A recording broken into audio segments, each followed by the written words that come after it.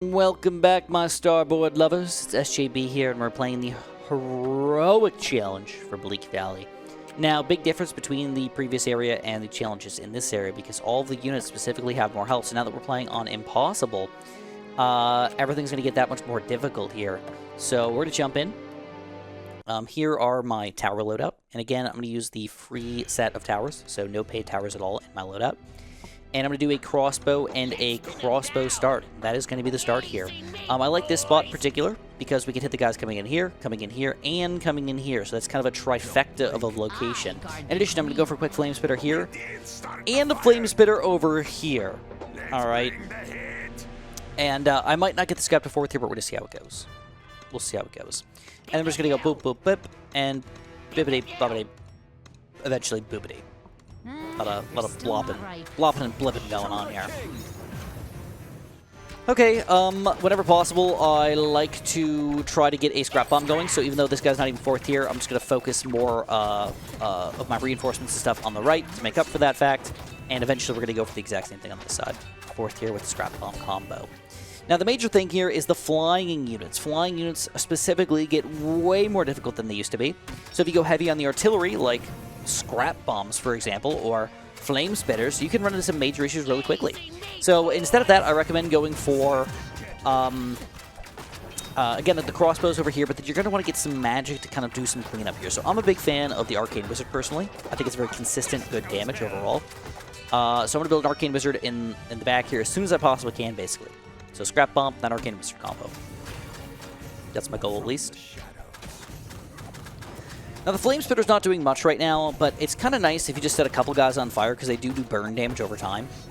It's not like a drastic amount of burn damage over time, but it is some amount of burn damage over time, and that can add up for sure. Okay. Let's get that last scrap bomb going. Give me some money, bro. What we're going to do, we're going to go for an ability, and we're going to go to the next wave. Got the money now, we're going to go for a quick scrap bomb. We're going to upgrade this magic tower up real high here. I'm thinking Arcane Wizard. I'd like to just melt some of these flying units in one hit. One-hit kills. So we're going to have to be careful here. If we have any spawner units coming in, we want to block the spawners before they cause any chaos. So I don't have any units to specifically jump on top of them, so we're going to use Vesper instead.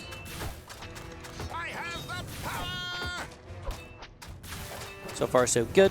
Units sort of in the back there. No big dealio. Scrap bombs doing a great job in the middle. Use our reinforcements to block anybody, just do extra damage. Any extra damage is really nice here, so use your reinforcements whenever you got them, not when you need them. Okay, this guy might sneak through. We're just going to use them. Reinforcements. Alright, more Cult Acolytes coming out. Scrap bombing up the Wazizzle right here. We're going to go for that Arcane Wizard.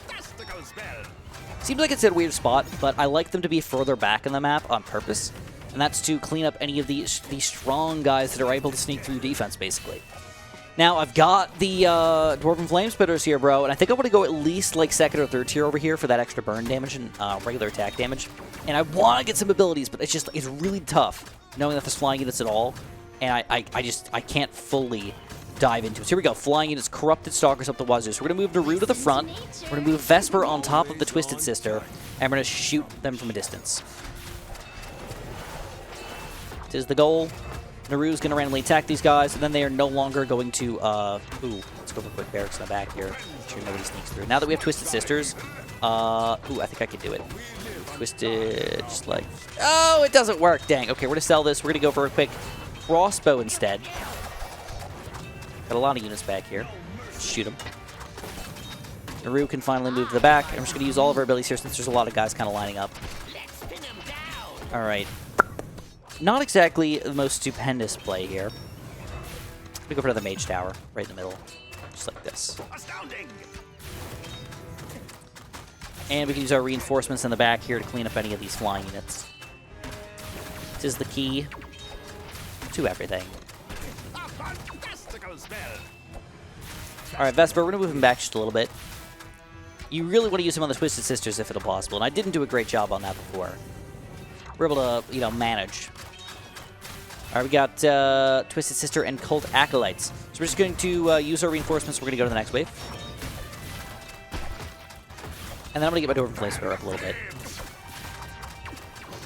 So there's going to be some Twisted Sisters on top of the Cult Acolytes, and that means we want to do group damage if at all possible. We got some group damage. I'd like a little more. So we could use our heroes as well. It's nice when you got a wave coming out of like specifically one zone. Here we go. We got some flying units coming in. We're going to try to hop down the bottom here. Let's go for that Arcane Wizard double dose. Flying unit's definitely the scariest part for me. I can always manage Twisted Sister, right? I'll be careful. If I need to, I'm always going to pop this open and go for a barracks in the back to save the day against any, like, ghosts trying to sneak through. So we go Twisted Sister. We're going to get them in range of my crossbow at the very least, so you can kind of just, like, guide them in. Make sure you're in range here. Okay, that didn't work out as expected, because we're not in range. But the Flame Spitter's doing damage here. We're going to have to block the ghost here with our Nightmare. Or the Nightmare with our reinforcements. Okay, I'm just going to keep on going Flame Spitter here. That's what I'm feeling. I'm feeling the Flame Spitter right now. I think I might actually go pretty big on this puppy. I was arguing against it at first because I'm like, flying units, bro. But believe it or not, flying units are not a big problem anymore. 2 Arcane Wizards are just melting. I mean, you really just need 2 hits to take them down, and they attack fast enough that you can make that happen. I kind of like watching them just turn into a bloody splooge. Let them explode. Feels good. Feels good. Feels comfy. I feel like his eyeball's watching me right now. It's like staring into my soul. It's Chris. Don't you want to watch out for the corrupted stalkers? Yeah. So definitely one interesting thing about the Heroic and Iron challenges is if a unit has not existed yet, you will not come up against them. So like for example, what are those things called? The I've clicked on them a million times. The guys with the big chains on their arms. I can't remember the name right now. But you will not see any of them in this map at all. So we go. We got Cult Acolytes coming out. Just a crap ton of them. Okay. Okay. Makes me want to build more of this, but I think I'm actually going to trade this out. I'm going to go for another Dwarven Flame Spitter. I'll move my hero over here. And I will use my reinforcements closer to the back, but not all the way in the back. Let them shoot from a small distance here. They don't tell you about the things coming out of this area at all, so you have to watch out for that. They only tell you what's going to come out of this side or this side. Intriguing. Okay.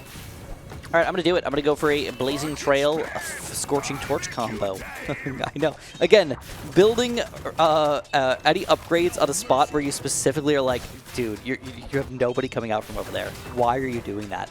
It's going to make the next wave, the final wave, that much easier. I can 100% guarantee there's going to be guys coming out of here. Oh, yeah, look at this.